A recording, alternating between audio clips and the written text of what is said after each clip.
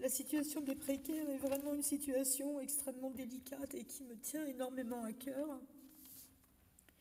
Je lis ici et là dans les journaux, j'entends à la télévision, je vois sur les réseaux sociaux, etc., un mot à la mode en ce moment qui s'appelle la pauvrophobie.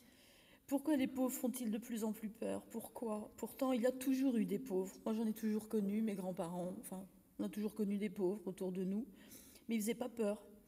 Il y a toujours eu aussi des clochards, mais ils ne faisaient pas peur non plus. À présent, il ne s'agit pas de clochards ou de pauvres, mais de précaires.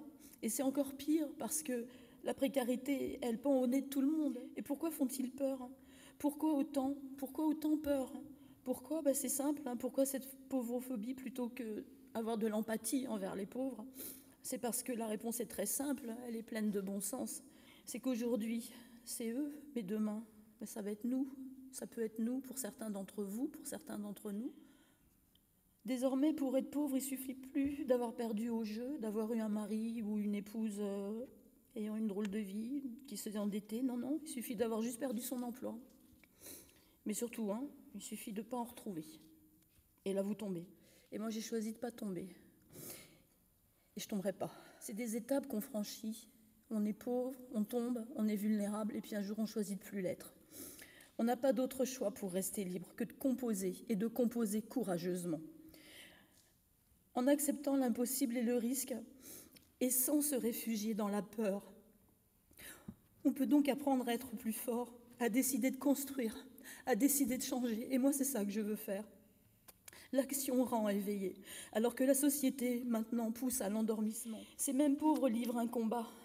On a Isabelle qui en est la preuve, on a Michel. Au combat, c'est pas celui qui en sait le plus qui gagne.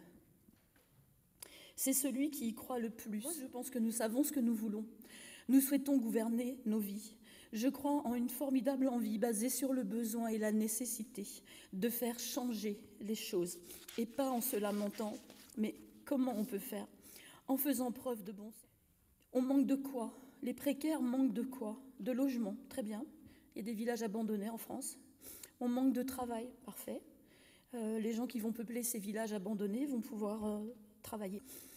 Dans ces villages à reconquérir, nous aurons besoin de tous les corps de métier, de bâtiments, du bâtiment à l'alimentaire, de l'alimentaire à l'éducation, de l'éducation à la santé, de la santé à la culture et de la culture à l'intégration intergénérationnelle, parce que je pense que si on peut occuper des villages comme ça, on peut faire venir des gens qui eux aussi sont seuls, qui eux aussi sont précaires. Combien de personnes âgées sont seules?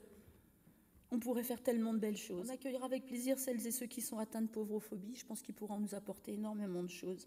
On leur fera voir comment on peut vivre bien, avec peu, parce que ça, les pauvres, on sait le faire.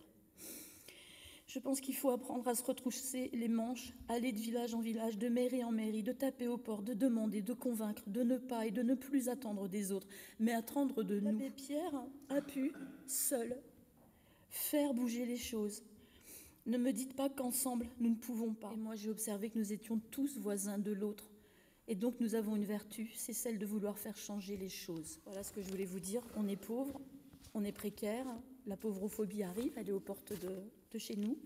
Et il ne faut pas qu'on baisse les bras, il ne faut surtout pas qu'on baisse la tête. Et en la relevant, on va normalement pouvoir y arriver. Enfin, moi, j'y crois, je veux construire. Voilà mon message.